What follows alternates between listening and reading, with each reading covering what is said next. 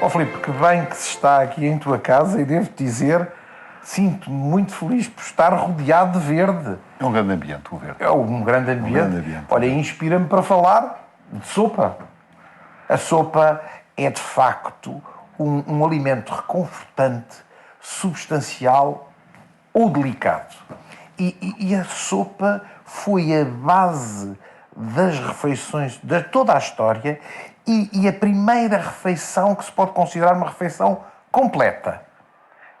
Durante muitos anos, fez parte da alimentação de todos os povos no mundo inteiro. E começa quando a gente somos crianças. E quando eras criança, olha lá, fazias birras para comer a sopa. Eu acho que toda a gente fazia birra ao princípio para comer sopa ou para comer o que quer que seja. Mas olha, a sopa, as mães quando faziam essa insistência, estavam a contribuir para nos educar o gosto. E ao passo que hoje, muitas vezes, porque infelizmente as mães não estão presentes, o paladar das crianças fica muito limitado àquilo que é o salgado da batata frita ou, sei lá, o doce dos gelados, e é importante aprender a comer bem. Ou seja, aprender a ter paladar e educar o paladar, aprender a gostar das coisas. A gostar, a ter prazer nas coisas e a comer saudavelmente, porque não são incompatíveis. E a sopa é talvez dos pratos essenciais para se educar o paladar. A origem da sopa é curiosa, porque não é possível inventar ou descobrir a sopa sem ter primeiro uma panela. Portanto, Sim. Até a cerâmica foi inventada, enfim, por volta de 6.000 anos antes de Cristo, e até aí era difícil fazer sopa sem uma panela. Mas houve uns primórdios onde, num buraco, numa pedra, alguém se lembrou de pôr água, uns legumes, uma carne e pôr umas pedras quentes que aquecia no fogo. Quando a água ferveu e cozeu aqueles legumes e aquela carne, é evidente que ganhou gosto. E ganhou um gosto muito agradável. Que é um caldo. Que é um caldo. Exatamente. E fez-se o primeiro caldo. E esse caldo foi definitivo para a história da alimentação em toda a humanidade. Eu, como tu sabes, não sou um grande cozinheiro, mas sempre ouvi dizer que é importante para cozinhar, não cozinhar na água, mas cozinhar num caldo. Portanto, sim, e tal e qual, exatamente. Há quem diga, os grandes chefes chegam a dizer mesmo, não se usa água na cozinha. Sim, exatamente. Não se usa água para cozinhar. Até porque a água não acrescenta gosto a nada. Só rouba gosto para si próprio, Exatamente. para fazer esse caldo. Mas a origem da palavra sopa não tem a ver com o tal caldo. Porque sopa, que é do latim arcaico, sop, tem a ver com uma fatia de pão molhada depois, então sim, com um caldo, com um líquido. E, portanto, a origem da palavra sopa é pão embebido num líquido. São aquelas sopas que a gente habitua-se na vida e a conhecer, as sopas de pão e as sopas... Depois tudo à base do pão e as misturas todas. E o ensopado. E o ensopado, exatamente. E as senhoras das espinhas de leite exatamente. E as espinhas de café. Exatamente. Enfim, é engraçado. A sopa, essa ideia da sopa, pão embebido em caldo, chegou-nos até hoje. É curioso, as legiões romanas alimentavam-se de sopa da famosa pulse, que muitas vezes nem farinha de trigo era farinha de cevada, que eles, enfim, misturavam com água, coziam ali, punham um legume ou outro, e conquistaram a Europa e o mundo, a Ásia. Os romanos, as suas legiões conquistaram, quase pode dizer, à base da sopa. A força da sopa. Chama-se isso a força da sopa. Exatamente. E por isso é que a sopa pode ser efetivamente uma refeição. Mas já nessa altura, mas em Roma, as famílias, enfim, mais poderosas, com mais poder económico, não comiam essa sopa, foi sempre assim. E, portanto, juntavam-lhe a sua receita, juntavam-lhe queijo, juntavam-lhe ovos, juntavam-lhe ingredientes vários. E havia uma sopa muito conhecida, acho que cada família tinha as suas sopas. E há uma família, a família Júlio, de Júlio César, porque Júlio é o apelido, Sim. O nome do senhor era Caio. E a família Júlio tinha a sua Genjúlio, a sua Pulse Júlio, que era a sopa da família, como hoje se tem de receitas, que deu A sopa juliana. a sopa juliana que chegou até hoje. Mas que hoje é completamente Hoje é diferente, está baseado nos legumes. Exatamente. Mas, enfim, historicamente dá-se um salto para a Idade Média. E a Idade Média come sopa, sobretudo os camponeses, os homens do campo, o povo, não tem alternativa. E por uma questão política, que é muito curioso, porque tu sabes que nessa altura os campos pertenciam aos senhores feudais e, portanto, Tudo a produção, pertencia aos senhores feudais. as florestas e tal, ou as caças, e para eles. Portanto, o povo não tinha acesso a isso, né? O próprio trigo era do senhor feudal, o forno de cozer o pão era do senhor feudal, portanto, eles não tinham acesso. Mas aqueles quintalitos que eles tinham ali à volta da casa era o único local onde, na Idade Média, não se pagava impostos aos senhores. E, portanto, eles aí cultivavam os seus legumesitos, as suas coisitas, às Uma vezes espécie de uma horta. uma A sua hortazita, própria horta. podiam ter um porquito ou assim, que matavam uma vez por ano, salgavam-no e tal, para o conservar, era a forma de conservar, e tinham sempre Uma panela. um panelão, Está-se não é? mesmo a ver. Uma caçoila ao lume, que iam juntando água e os legumes. E tinham sempre uma refeição. Iam fazendo as sopas de entulho. Exatamente, as sopas. Não era tanto entulho, mas porque também não tinham muito para coitados. Sim. Mas, Não, mas punham todos os legumes que tinham. punham um lá bocadinho dentro. de pão, punham os legumes, punham um naquezinho de toucinho, para dar gosto, um tempero, e enfim, e a Idade Média viveu a comer sopa. Podiam pôr um bocado de feijão. Feijão não, porque o feijão só chegou no século XVI nos Estados Unidos. sim. Punham grão e favas. Grão, sim. Grão, sim. Punham E a grão. sopa de grão é uma maravilha. É uma maravilha. E, entretanto, essas sopas com essas adições de farinha ou de grão, ou um bocadinho mais grossas, enfim, eram mais consistentes, sempre alimentavam um bocadinho mais. Daí que, quando se comia menos o caldo e só a parte, digamos, seca... Forte. Nasce a sopa seca. Nasce a sopa seca. A sopa seca da região de Coimbra habitualmente aproveita as sobras do cozido. Vamos aqui fazer uma interpretação que se exprima por uma apresentação original, até porque os olhos também comem. As carnes foram cozidas em água e sal. Com esse caldo das carnes, cozemos a seguir os legumes. E só depois, e à parte, cozemos os enchidos. Com estes ingredientes, vamos talhá-los, todos eles, numa dimensão de 6 por 6 centímetros. Talhamos a carne de vaca, talhamos a couve lombarda, que se pode dobrar ligeiramente para ter um pouco mais de volume, talhamos a carne de porco, a couve portuguesa, da mesma forma que fizemos com a couve lombarda. A sopa seca de Coimbra é posta sobre fatias de pão. Aqui vamos introduzir as nossas fatias de pão, mas nesta fizemos um pequeno furo para encher com a farinheira, para depois montarmos o prato desta maneira. Com a ajuda deste aro, onde colocamos primeiro carne de vaca, a seguir couve lombarda, um quadrado de carne de porco, couve portuguesa, o nosso pão, que faz parte da sopa seca, com a farinheira, e por aí fora continua-se a montagem até ao fim dos ingredientes. Bom, e agora vamos ao essencial da nossa sopa seca. Vamos colocar o caldo aqui à volta da nossa montagem, molhando aqui ligeiramente por cima. E agora terminamos como se faz com a sopa seca, que leva este maravilhoso molho da carne assada.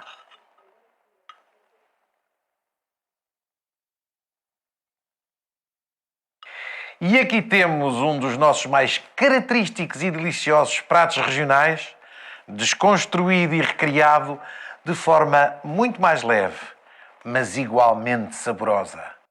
Filipe, a sopa teve um papel tão preponderante na nossa civilização que chegou a ter foros de um alimento mágico. As poções dos druidas, O Asterix. a poção o Obelix. do Obelix, que no fundo era uma sopa, no nosso imaginário de crianças, o João Ratão caiu, Caiu no caldeirão. caiu no caldeirão da sopa. Exatamente. Mas é curioso que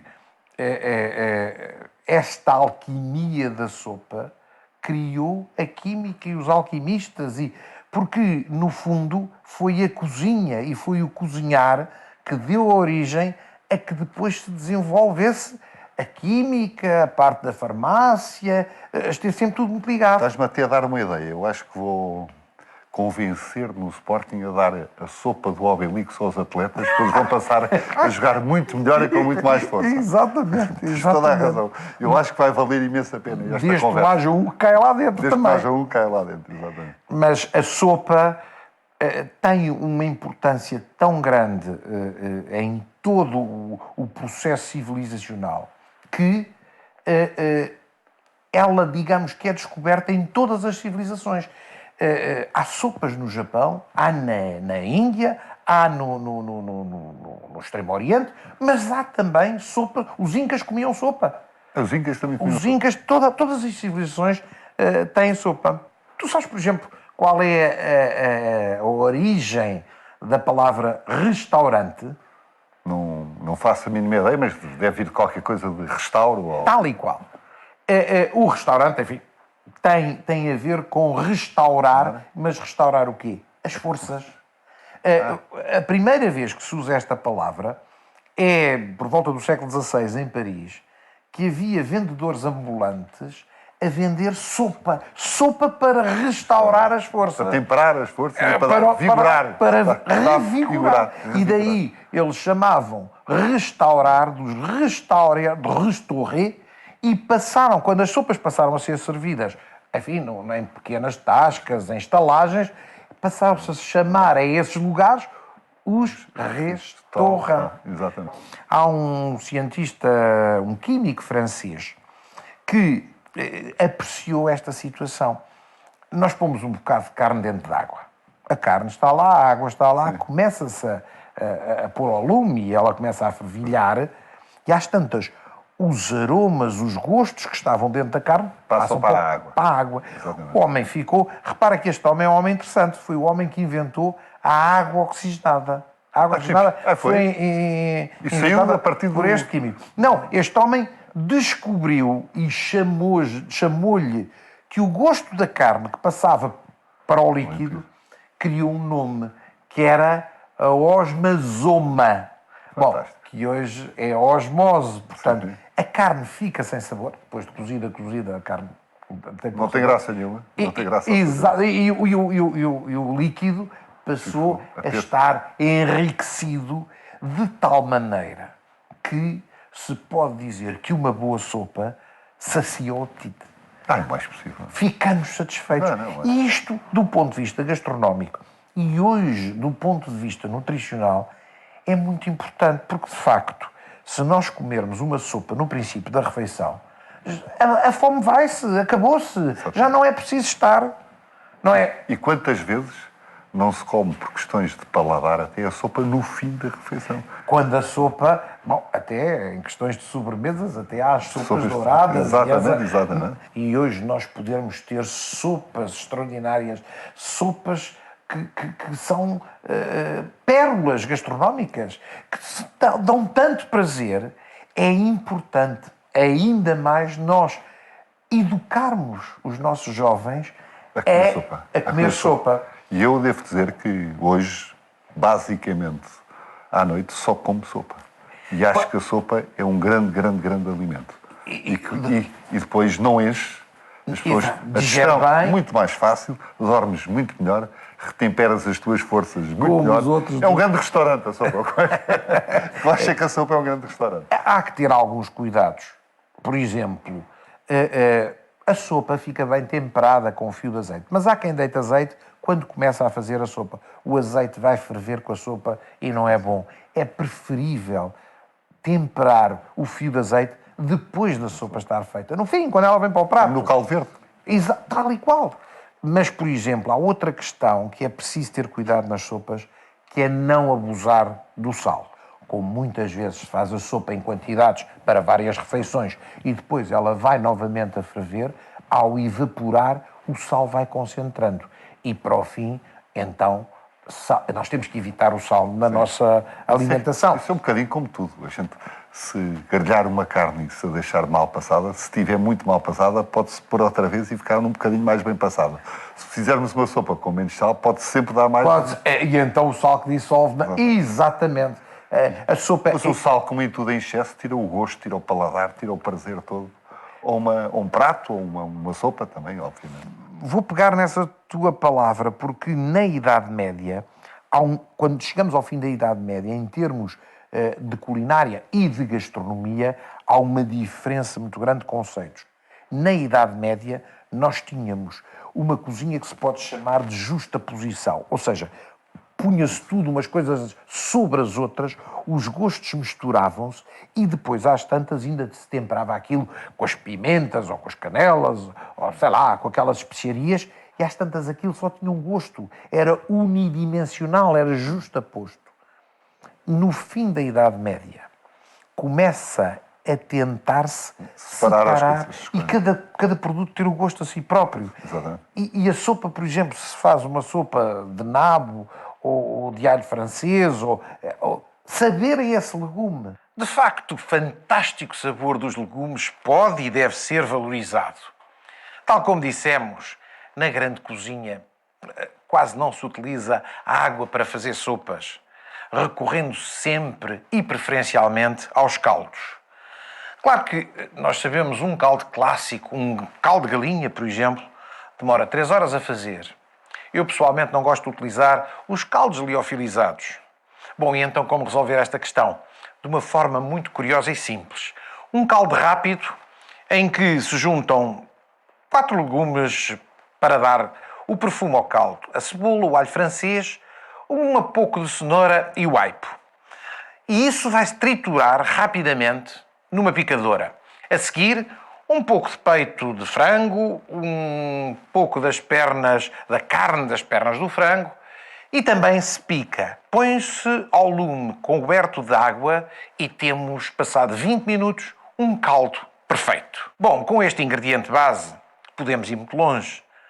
Por exemplo, uma sopa de brócolos. Começa por se separar as cabeças dos brócolos que se cozem em vapor durante 5 minutos. Retiram-se e põem-se em gelo com água. Porquê esta água fria? Para guardar a cor, a clorofila dos brócolos. A seguir, vão-se colocar numa panela e cobrem-se com o caldo de galinha. E volta-se a cozer bastante tempo, devagarinho, e quando estiverem perfeitamente cozidos, tritura-se com a varinha mágica. Depois é só montar desta forma. E a seguir vamos juntar como decoração e no centro um raminho de brócolos cozidos. Mas vamos terminar desta maneira. Cortamos uma fatia estreita e comprida de pão que passamos por manteiga clarificada. A seguir, depositamos estas aparas dos brócolos em cima. É um prato magnífico que pode ser apresentado desta maneira. Outra sopa evanescente é o creme de espargos. E esta sopa consegue-se desta forma. Salteamos um pouco de cebola em azeite, muito pouco azeite, e juntamos os talos dos espargos. E aí sim deixamos saltear para depois cobrir com o nosso caldo de galinha. Deixamos ferver e, entretanto, as cabeças dos espargos vamos também salteá-las em azeite para lhes extrair todo o aroma, todos os perfumes que elas contêm. Bom, e depois junta-se novamente ao preparado anterior as nossas cabeças com os talos e deixa-se ferver, junta-se um pouco de natas para lhe dar a cremosidade e tritura-se. Mas mesmo bem triturado, os espargos têm um problema, as suas fibrazinhas, que depois vão sentir quando se põe na boca e é preciso passar por um passador muito fino. Obtemos assim, reparem, um maravilhoso creme que parece veludo. Agora, resta-nos decorar este nosso creme de espargos. Temos aqui alguns espargos grelhados que vamos colocar aqui na ponta do prato. E agora, para finalizar, uma espuma de espargos. Esta espuma foi obtida com um caldo de espargos, onde se adicionou um pouco de gelatina, se colocou no sifão e deixou-se 2 horas no frigorífico. E esta sopa é apresentada desta maneira, onde os contrastes das texturas, das cores e dos sabores a tornam quase divina. Ó Filipe, eu tenho um grande orgulho na nossa culinária portuguesa, aqui deste nosso cantinho, porque, por exemplo, no capítulo das sopas não há nenhum livro internacional que aborde este tema que não fale no nosso caldo verde. Como uma sopa de renome, qualquer... Eu acho que é por ser verde. Pois é, Eu acho que é por ser verde. capaz de... Não, mas olha que considerar-se que uma sopa é uma invenção culinária extraordinária a ser referida, como outras que há, como famosíssimas, como a vichyssoise francesa, ou como o bortsch russo, ou como o chowder, enfim, há todo esse... O gaspacho aqui, dos nossos amigos Espanhóis. são referências do qual o nosso caldo verde tem a mesma dimensão. E gostas de caldo verde? Gosto muito de caldo verde. Mas gosto de caldo verde, não de caldo de batata. Sim, exato. Mas temos as outras, a canja, não é? De galinha. Canja de galinha. Em que existe um ditado que diz qualquer coisa e canjas de galinha nunca fizeram mal a ninguém. Exatamente. Descanso, não sei quem, canja de galinha. Nunca fizeram mal a ninguém. Exatamente. É curioso que kanji é uma palavra indiana, que é uma palavra que significa sopa de arroz e, portanto, a nossa canja tem o nosso caldo de galinha e lá Pois lá as tem o boas arrozinho, e tal, tem lá tem lá o arrozito lá lá dentro. pusemos o arroz. As açordas, as nossas açordas, magníficas. Todos os grandes artistas, os pintores, representaram cenas onde se come sopa. Sim. Do Bruegel, do Van Gogh, a referência do Andy Warhol, da sopa Campbell. Sim. É um tema que até na arte está representada, mas eu ia dizer aquela referência do nosso Essa.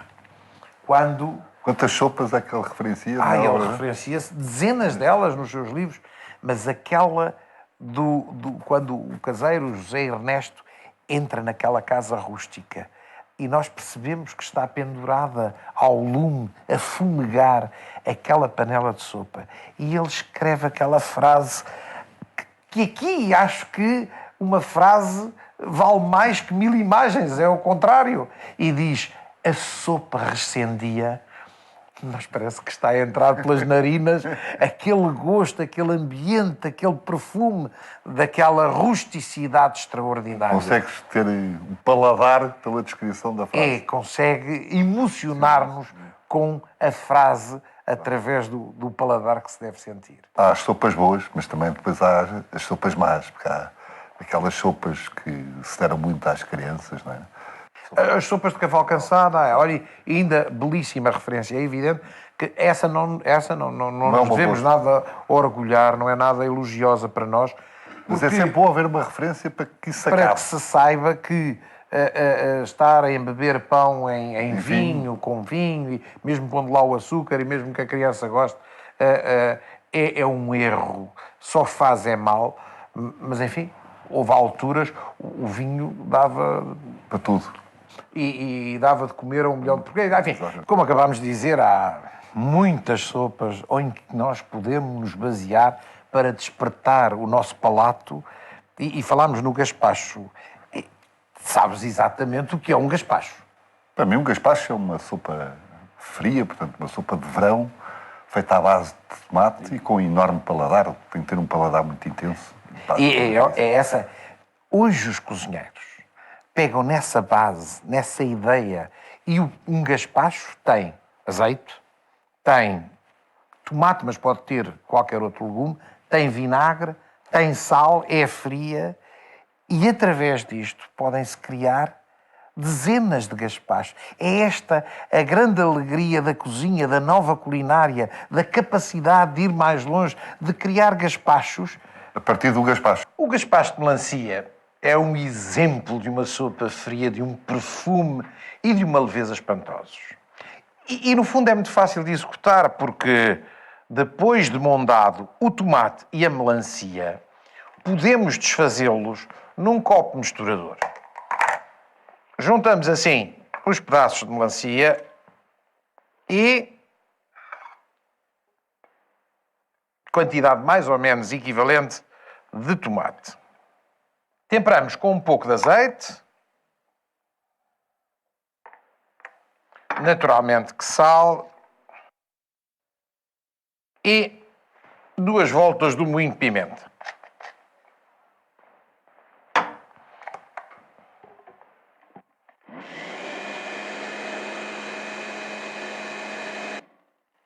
E pronto, temos o nosso tomate e melancia já desfeitos num sumo maravilhoso que podemos apresentar já na sua forma final.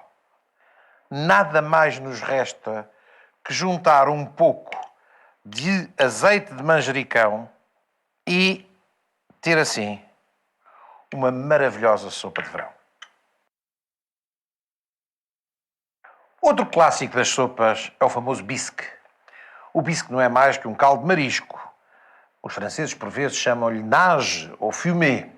E como é que se obtém este caldo de marisco? Primeiro, no nosso caso, que o fizemos lavagante, há que, com lavagantes da ordem dos 500 gramas cada um, cozê-los em água com sal e funcho durante apenas 2 minutos.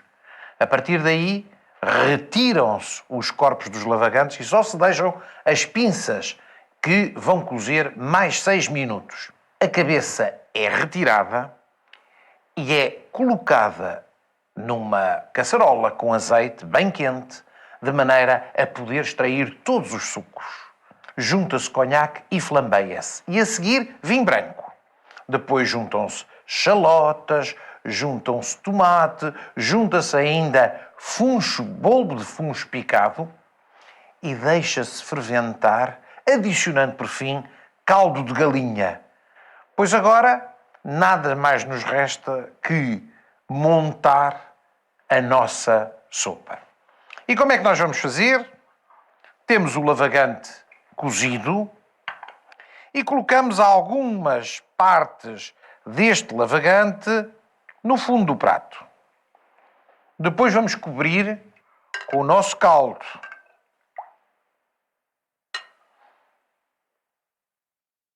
E agora há que decorar o prato com mais umas belas peças que vamos buscar aqui à cozedura e também, e isto é que é a grande novidade, alperces secos, que fervemos ligeiramente em água, reduzimos a água, juntamos um pouco de manteiga e deixamos ferventar. E o resultado é este. Este conjunto de sabores dá origem a uma sopa absolutamente divinal. Oh, Filipe, foi um encanto estar aqui contigo nesta tua casa, mas vais-me permitir que eu faça uma última pergunta, de curiosidade futebolística. Quando se está lá no estádio Alvalade a assistir àquele jogo e o teu jogador do Sporting entra na área, é rasteirado e o árbitro não marca penalti, pode-se dizer que está o caldo verde entornado. Pode-se dizer que está o caldo verde entornado. Mas ficas a saber que em Alvalade há quase sempre um caldo verde para as pessoas poderem comer. Ai, que engraçado.